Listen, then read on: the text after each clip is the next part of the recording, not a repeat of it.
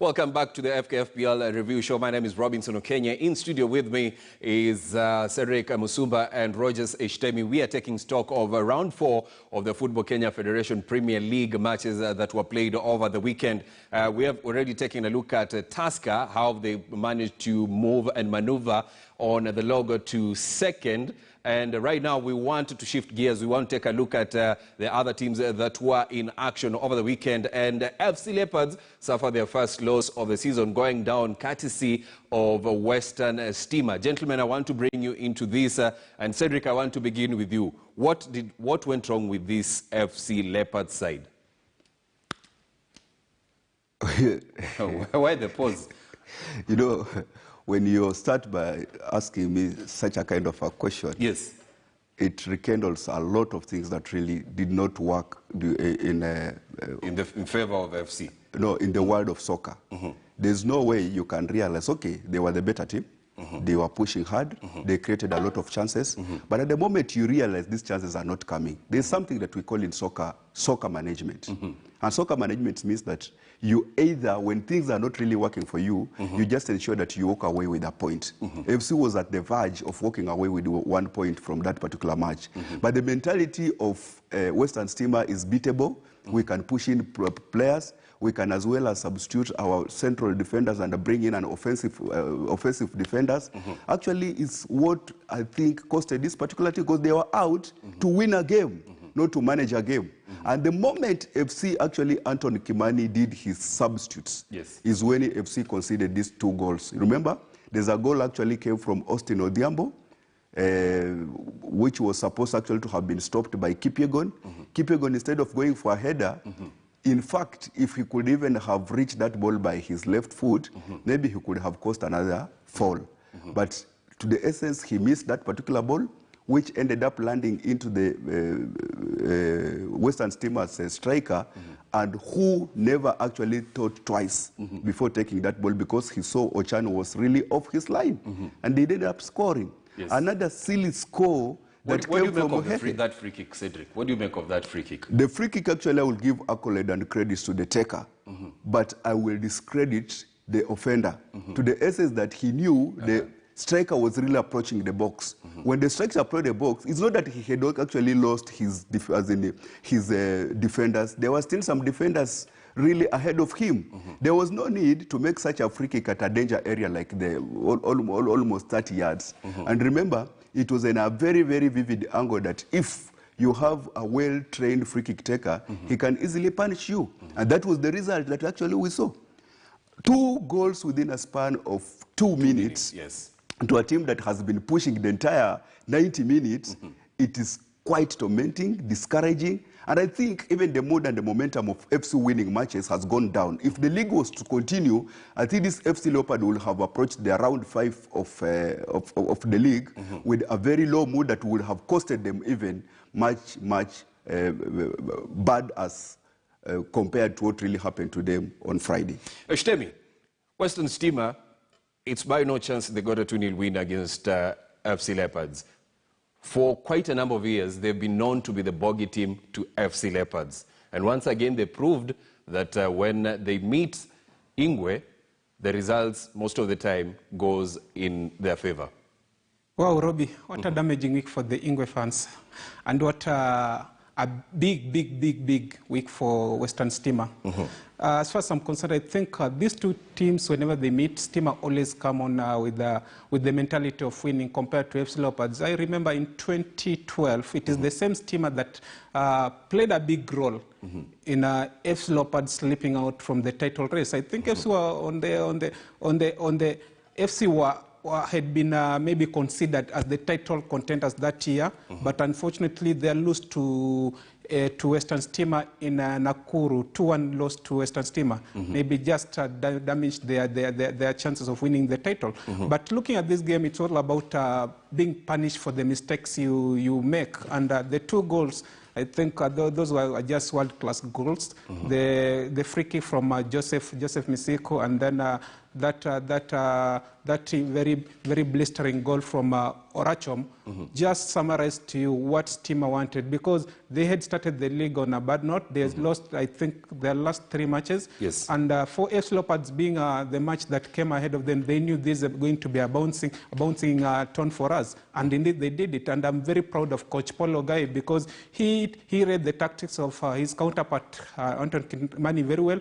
And the boys executed it perfectly. I'll blame also the defense as well as the goalkeeper, Benjamin Ochan, because the second goal, where was he going? Why was he off his line? Because in such a scenario, I think everybody is looking for an equalizer. Yes, you have that anxiety of maybe moving forward, but you should guard your area. Just guard your area first, because that allowed Orochom just to chip that long ball over him, and there's nothing he could have done. But that is football for you, and we expect more of this, because that is what makes FKF Premier League an interesting league to watch. Now, after that game, FC Leopards coach, that is Modo Kimani, said sometimes things don't go according to the plan. That is why they suffered the 2-0 loss to Western Stima. Let's listen in. And that's the cruel nature of football. At times you dominate the game, you create lots of chances, but if you don't get to use your chances or utilize your chances, then what happened today is what is bound to happen. So again, a really bad way to lose a match, but we forge ahead. We understand what went wrong. We know what we need to change, and so hopefully we will change that, and we'll be able to do much better in our upcoming match. On the other side, Paulo Guy said that he was very impressed by his players showcasing what they can do as they got the win against Western Stima, which was their first win of the season. Rather against FC, which was their first win of the season. Beg your pardon. On top of the league, and we really needed mental strength, because losing back-to-back with a big margin, mental strength wasn't there. But it's a session that we worked on throughout the week, and we said, okay, fine, let's give it a try and see what happens. First half, FC were all over us, and yeah, they played well, but I think my defense, there was solid defending, and I think that's why first half it was 0-0. Paulo Guy speaking after his side collected their first 3 points of the season. And gentlemen, I want to bring you into this. Cedric, let me begin with you. What does this mean for the mental strength of Western Stima going into their next matches, having in mind that they've beaten one of the sides that began the season very well in FC Leopards? I like when you mention mental strength and also listening to Western Stima coach as in articulating on the same value of mental strength.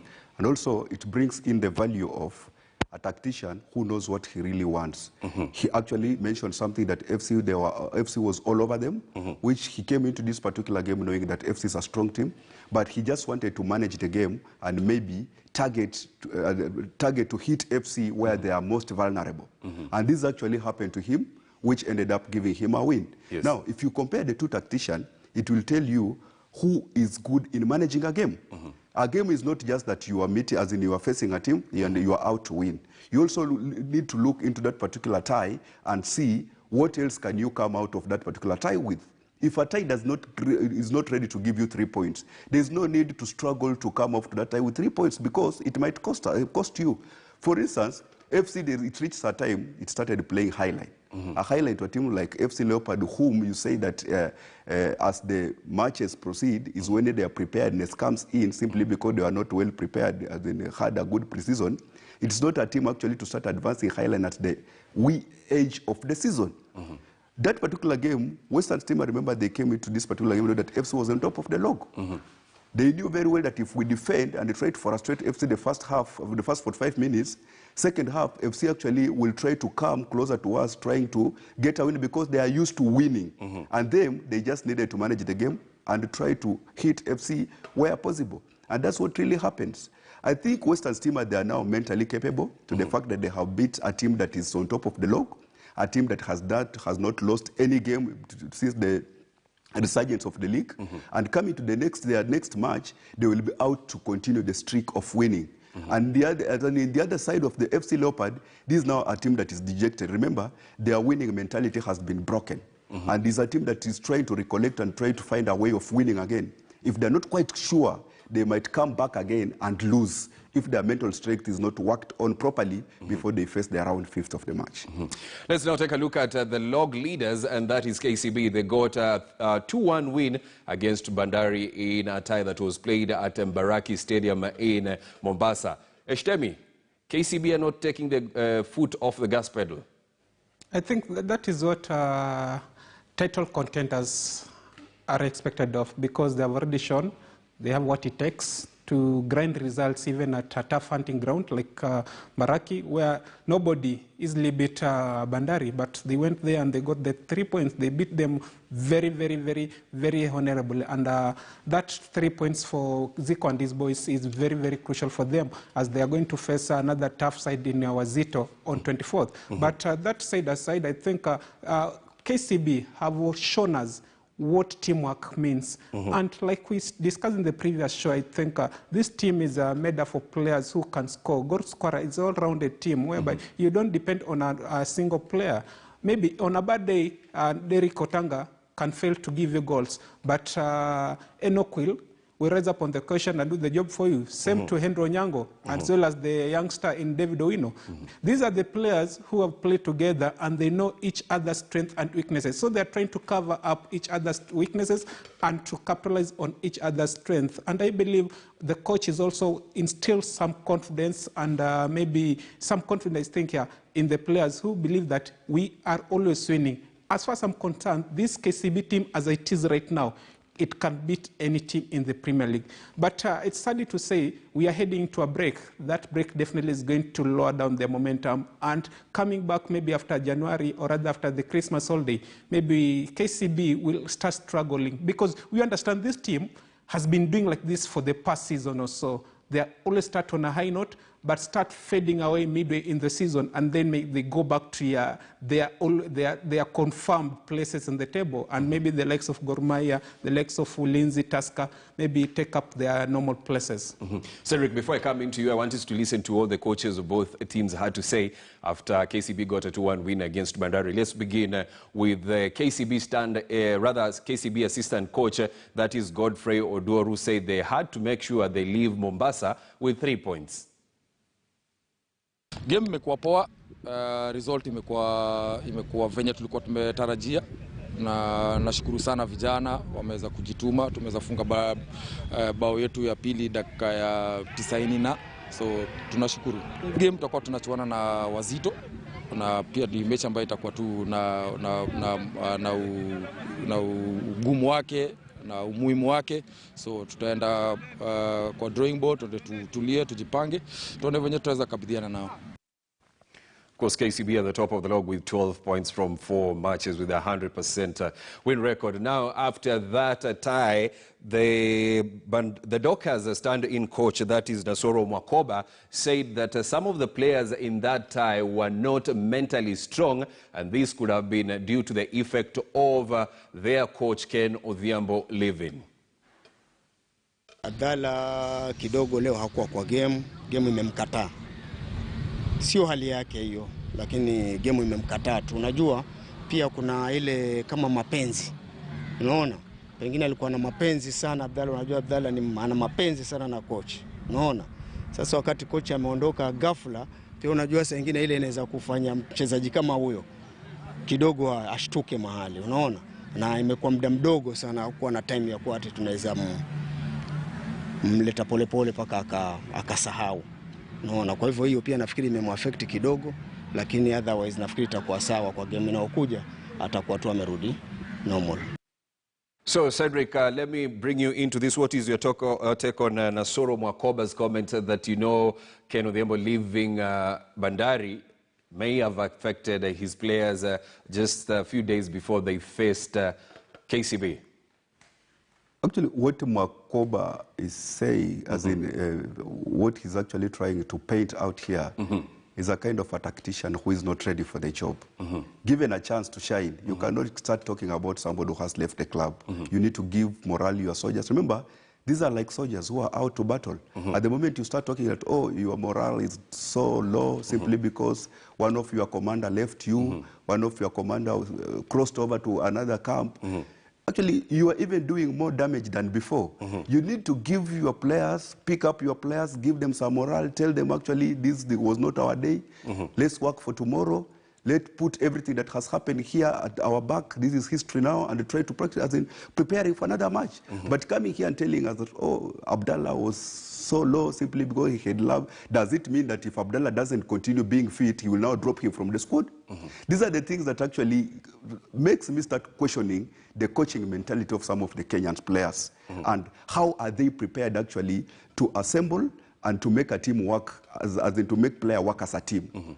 Bandari is not a team that is small to this particular league as people might compare. And remember, this is a team that has not lost so many of their players. It's also just, Bandari can be compared to a team like Ulinzi, which has a unit that is so formidable, a unit that has worked together for so long. Talking about the Hassan Abdallah that he has just mentioned, the likes of Wadri, those are the players that has worked for Bandari for so long. The only thing that just you need is bring this experience together, sit them down, try to work on the areas that really didn't work, try to change even the formation, try to borrow from the other avenues that are really not existing here and make that team start winning. Remember, we have only gone 4 matches wider, which means there's still a very huge space to cover. This is a marathon, and I've always said this is a league. Losing 2 matches within a range of 4 matches does not really make you lose the entire and start being so demoralized and talking as if the team will not recollect themselves and come back again. So, Cedric, let me just cut you briefly. Let's listen in to what Nasoro Mwakoba had to say on Ken Odhiambo leaving, the effect it had on the players. Kulikuwa na mixed up, hiyo vile ilikuwa haraka sana, unaona? Yani ameondoka juzi na game ni leo, si unaona? Kidogo tulikuwa tumebaki na only 1 day ya kuprepare. How can you prepare? Ni kama kidogo kulikuwa na hiyo mix up ya wachezaji. Wachezaji wameshake kidogo. Walikuwa wanampenda, unaona? Sote yani ni coach ambaye alikuwa tunampenda, yani anakaa na watu vizuri, unaona? Alafu bahati mbaya ama hatujui what happened, ameondoka mara moja. Sasa lazima timu kidogo itashake, lakini hata hivyo na imani tutastand. As from next match tutakuwa tumestand. That's Kenyan football for you, Robbie. Because I think I can feel the pain in his eyes, because they had invested in coach Ken Odhiambo. He came back and Bandari gave him the job after they fired Bernard Mwalala. And everybody knew that this is the person who is going maybe to ensure this team gets a chance to win the title. But unfortunately, that story has been cut short. And now they are back into the drawing board. And now they have gone back to the same guy, that is Mwalim Twahirimidin, who will be a standing coach for the time being as they continue shopping for another coach. That instability on the technical bench definitely will affect and will always affect any team that maybe keep on changing, shifting their technical bench members. Because as what the interim assistant coach has said, the players had already kept faith in the coach, and they believed this is the person who is going to sharpen our skills and ensure maybe we prosper and maybe realize our dreams. But unfortunately now things are going back in the default setting. But that is football. Let them do their work and get the right person for the job so that we can see the Bandari we know. If you allow me like a second. Yes, briefly. The scenario that actually has affected Bandari is a replica of many similar scenarios affecting other teams. Remember Trucha leaving FC Leopard just at the verge of after winning the first game. Did that stop FC Leopard from winning matches? Again, they won next. They went ahead winning. Remember, he did not left with players. These players are there. It's only takes the incoming tactician to sit down this player and try to circle them around and make them continue winning. I will not defend. It came at the wrong time. This team was coming from a loss. They had just lost to Nairobi State Stars in Nairobi. And them going back to Mombasa to strategize how maybe they can bounce back. Then boom, Odhiambo is out. Cedric, the other team that was in action was Sofapaka. They lost their game against Kariobangi Sharks. 2-1 was the final score. And remember, last week, their head tactician, Baraza, also left. So are we saying that, should we continue with this narrative that, a coach leaving just a few days before you take on an opponent in the league will affect you? It's a bad behavior actually that will discourage in Kenyan soccer. The behavior that actually has started, we are even being cheated, as in given lies on our eyes, to the essence that some of the standing in coaches are coming in simply because as in the current coach of that particular team are going out maybe for further studies, which is not really something actually to stand to stand in our eyes. To the reason that we don't, even after those coaches have come in, we don't see these coaches who are being relinquished to their career going anywhere. It's a lie that we need to stop. We need just to make these teams start believing in their coaches. Give their coaches even 10 rounds of the league before they can start judging them. We all have said here that the season was, preparedness of the season was that poor. How comes you want results when you never prepared? Give these coaches like 10, 11 matches down the line before you start judging them. Eshtemi, you agree to what Cedric is saying? Absolutely, absolutely. That is the reality that we need to face each other in the eyes and tell the owners of the club, the sponsors of the club, this is a job. You are firing somebody maybe 3-2 matches into the league. He has not proved his worth as yet. Give him a chance, maybe after 5 matches, like I said, maybe 10 matches. That's when you can judge him. But 3-4 matches... But will the fans be patient enough to wait for 10 games, Eshtemi? Yeah. It depends. You can be losing, but you're playing good football, Robbie. Yeah? But the fans want results. But now, this is a marathon. It is a league, it is a marathon. That and everybody, it also, Robbie, depends with which teams are you losing against. If you lose against weaker team like 4 streak or 4 matches, actually it stands a chance, or maybe you have a case actually to answer. But remember, you are losing against FC Leopard, you are losing against Tusker, you are losing against Gor Mahia, and somebody comes and fire you, and yet you had not prepared well. Is that something justifiable? No, to me. Well, the other results from the weekend, City Stars were held to a barren draw against Bidco, and Nzoia were held to a 1-1 draw by Posta Rangers. Gentlemen, briefly, as we wind up, we are going to have matches on the 23rd and the 24th, which will have a break. What are you looking forward to, Eshtemi? Big match, of course, before Christmas, I think will be Wazito and KCB, friends. Between Kimanzi and Zico. Remember, both the two guys were the national team coaches. They work together, so they know each other very well. So I forecast a very, very, very, very contesting game between the two games. But whoever wins definitely will go into the break on a celebratory mode, as well as on a high note. Looking forward maybe to continue garnering the points when the league resumes in January. Cedric, briefly, I know you are not looking forward to the break that will be coming up in a week's time. It's a break that has come early, given that our players who are not really fit, they have started gelling and trying to recollect themselves back to the season. I think what I can just say is that the federation should look into City. Remember, come March next year, our national team is facing a very huge task ahead of them.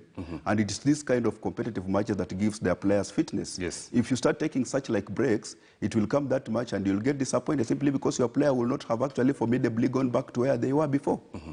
Actually, the break is too long. It's too long. It should have been maybe like a week or so.